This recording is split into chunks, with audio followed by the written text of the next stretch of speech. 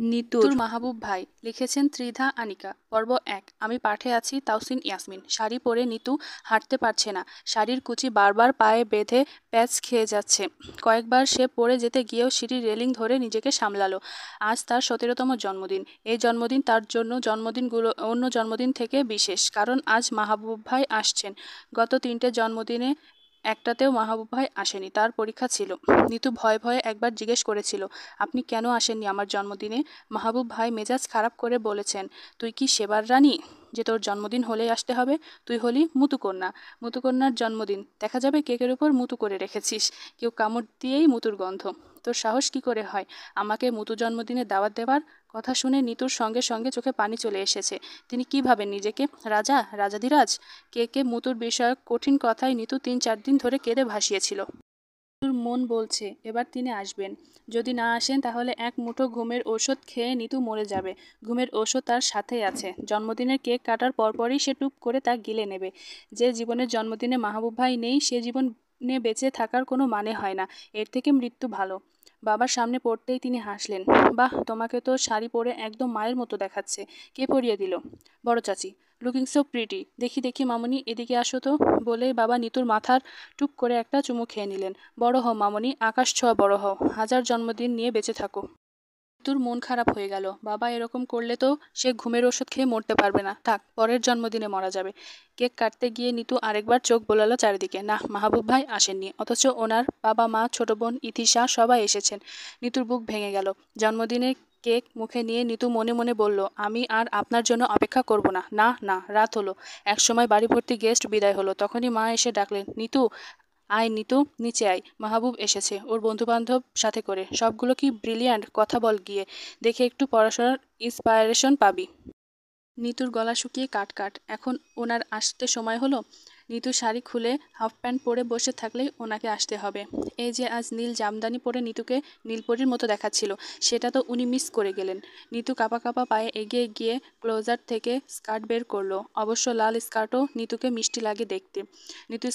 নিতুর স্কার্ট পরা হলো না। মাহবুব ভাই চলে এসেছেন। কিরে, কি করছিস? তোর ঘরে এসি কি ঠিক আছে? আমার বন্ধুরা এখানে এসে বসবে। তোর বাবা সারা বছর কি ঘোড়ার ডিমের ইনকাম করে বলতো? এলেই শুনি তোদের ড্রয়িং রুমের এসি কাজ করছে না।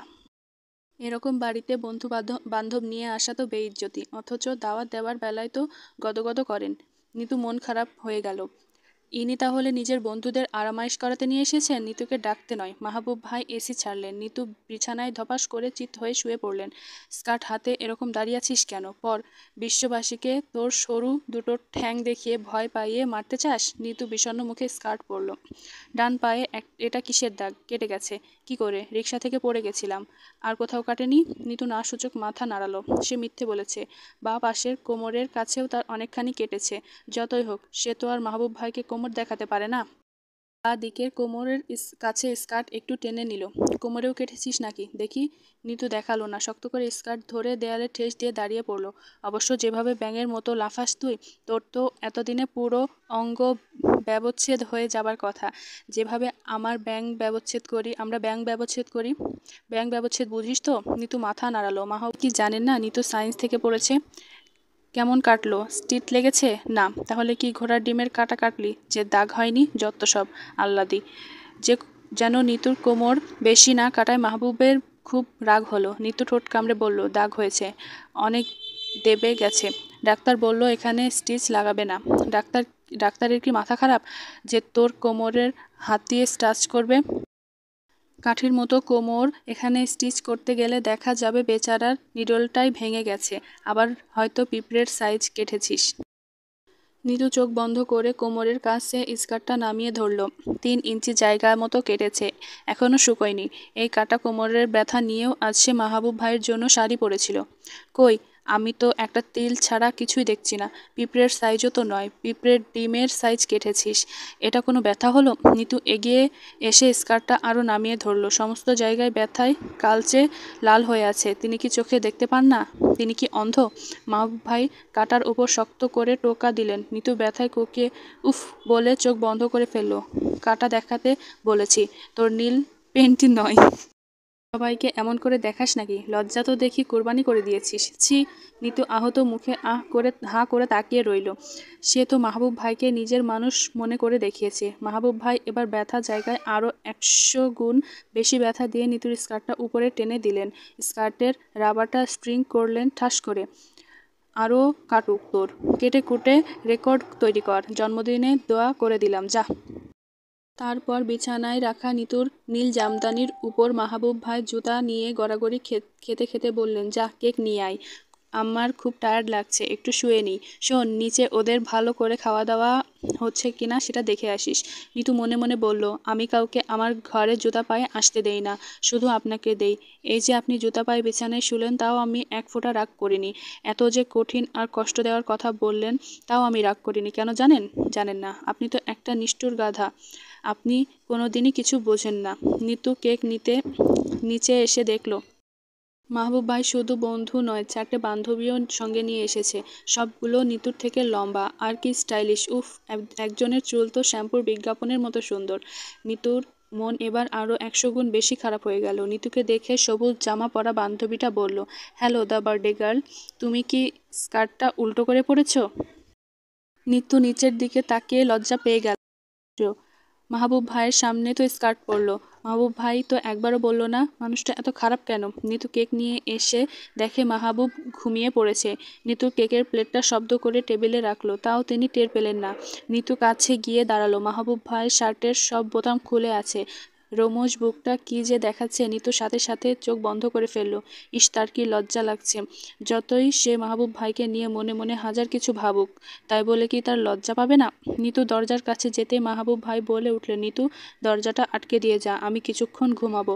তুই আমার বন্ধুদের একটু খেয়াল রাখিস, অতদূর থেকে এসেছে। ও জনাব, তাহলে নিতুকে বন্ধুদের সেবিকা বানাতে এসেছে? আর মোহাম্মদপুর থেকে ধানমন্ডি অতদূর হয়ে গেল? তাও গলা চেপে নিতু বলল, আচ্ছা। মাহবুব ভাই শার্টটা খুলে নিতুকে ইশারা করলেন, ঠিক করে হ্যাঙ্গারে ঝুলিয়ে রাখবি, ইস্ত্রি নষ্ট হলে তোর শাড়ি ছিঁড়ে ফেলবো। এটা তোর শাড়ি? হ্যাঁ, ছোট মামা দিয়েছে। আজ আমি ম্যাচিং ব্লাউজ দিয়ে পরেছিলাম।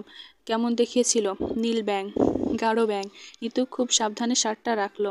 উফ, হাত পা এত কাঁপছে কেন? কেক আনতে বলেছিলাম, এনেছিস? হ্যাঁ।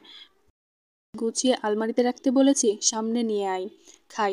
নিতু কেকের প্লেটটা বাড়িয়ে ধরলো, তারপর হাত স্প্রিং এর মতো কাঁপছে। নিতু এক হাত দিয়ে অন্য হাতটাকে শক্ত করে ধরলো। তাতে কাঁপাকাঁপি আরও বেড়ে গেল। মাহবুব ভাইকে এমন খালি গায়ে দেখে তার শুধু হাত নয়, পুরো শরীর ভূমিকম্প শুরু হয়ে গেছে। দেখছিস না আমার ঘুম পাচ্ছে? চক্ষু নাই তোর?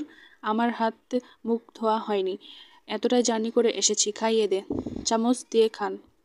ঘুমে আমার চামচ ধরার শক্তি নাই। কি দুধের শিশু যে চামচ দিয়ে কেক খাবো? এক কাজ কর, ভালো করে হাত ধুয়ে আয়। তোর তো আবার বিশ্বাস নেই, দেখা গেল হাতে মুতো লাগিয়ে ঘুরছিস। তোর ইচ্ছে করলো কেকের বাটিটা তক্ষুনি ছুঁড়ে ফেলে দৌড়ে চলে যেতে। এক দৌড়ে যদি পৃথিবীর বাইরে চলে যেত। এত লজ্জা, এত লজ্জা! উফ! কেক খাওয়ার সময় মাহবুব ভাই নিতুর ডান হাতের অনামিকা আঙুলটা শক্ত করে কামড় দিল। নিতু বড় একটা চিৎকার দিতে গিয়ে শুধু উফ করলো। উফ করলি কেন? ব্যথা পেয়েছিস? উফ, ব্যথা পেয়েছি, বললাম না ঘুমের ঘোরে খাচ্ছি। একটু সাবধানে খাওয়াবি না? পুরো হাতটা মুখে ঢুকিয়ে দিলে তো কামড় পড়বেই। তো বসে তো আসলে কোনো বুদ্ধিশুদ্ধি নাই, তোর আসলে কোনো বুদ্ধিশুদ্ধি নাই। নিতু মনে মনে বলল, আমি মোটেও পুরো হাতটা মুখে ঢুকাইনি মাহবুব ভাই। ইস, কি জ্বলছে! নিশ্চয় দাঁত বসে গেছে। এই গল্পটি ধৈর্য সহকারে শোনার জন্য সকলের ধন্যবাদ। পরবর্তী পাঠের জন্য অপেক্ষা করুন।